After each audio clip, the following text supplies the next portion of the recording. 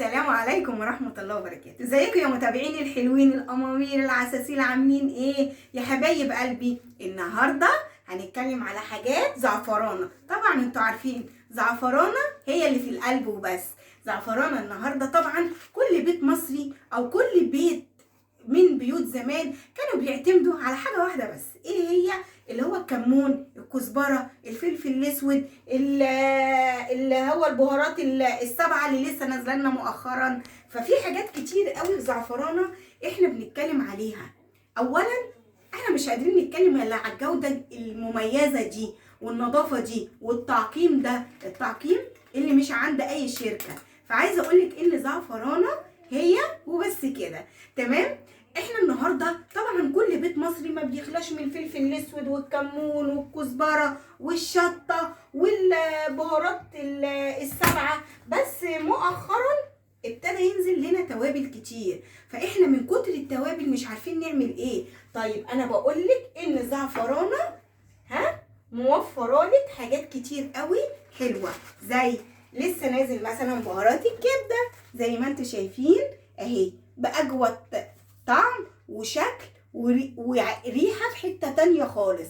كبده بتاعت زعفرانه وبس كده.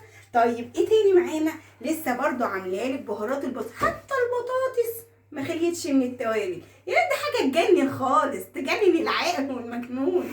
زعفرانه وبس كده. زي ما انتم شايفين توابل البطاطس بتاعتنا اللي ملهاش زي، وزي ما احنا متفقين ان زعفرانه ولا ايها اي ولا زيها زي. تمام. ومعانا هنا كمان بهارات الفراخ. البهارات الفراخ دي بقى اللي هتاخدها بقى الست البيت المصريه الجدعه الجميله اللي طبخها يجيب الحته التانيه خالص. اصلك احنا طبخنا معتمد على توابلنا، يبقى احنا متفقين. متفقين. يعني لما نقول توابل هنقول ايه؟ زعفرانه وبس كده. لما نقول عايزين طعم وريحه ونكهه طبيعيه وتوابل صح الصح هنقول ايه يا حلوين؟ زعفرانه وبس كده. طب معانا هنا توابل الفراخ بتاعتنا اللي ملهاش زي ما احنا متفقين، زعفرانه وبس كده. تمام. معانا ايه تاني هنا مع زعفرانه غير ما شفنا توابل البطاطس؟ معانا هنا توابل اللحمه.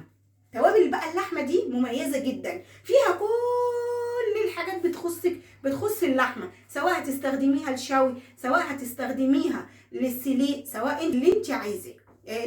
اللحمه ممكن تعمليها على فكره بالبيض والبقسماط، اللي هي اللحمه الستيك او هي البفتيك. تمام. انا عشان بس زي ما احنا متفقين ان بهارات اللحمه ما فيهاش زي، طالما هتجيبيها من زعفرانه وبس كده.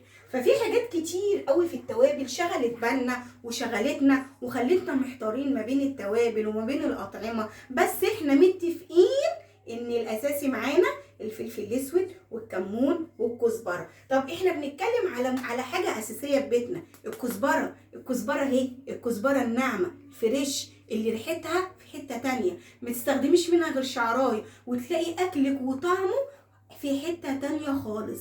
هتحسي ان انت بتاكلي توابل طبيعيه، بتاكلي مش توابل مخلوطه ولا الكلام ده. زعفرانه معاكي دايما بتحرص تديكي احلى جوده واحلى طعم واحلى منتج هتاخديه هو زعفرانه وايه وبس كده.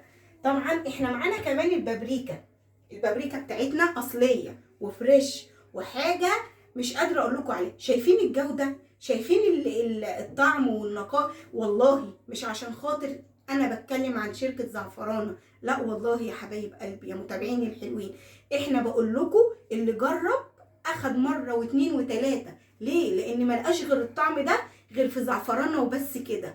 زعفرانه وبس كده. طبعا احنا معانا كمان توابل السمك. السمك طلع له توابل. السمك اللي في البحر طلع له توابل. طلع له توابل فين؟ عند زعفرانه وبس كده. طبعا زي ما احنا شايفين ان زعفرانه دايما بتحرص ان هي تقدم لك انضف وافضل حاجه. دايما انا بقولها في الفيديوهات كلها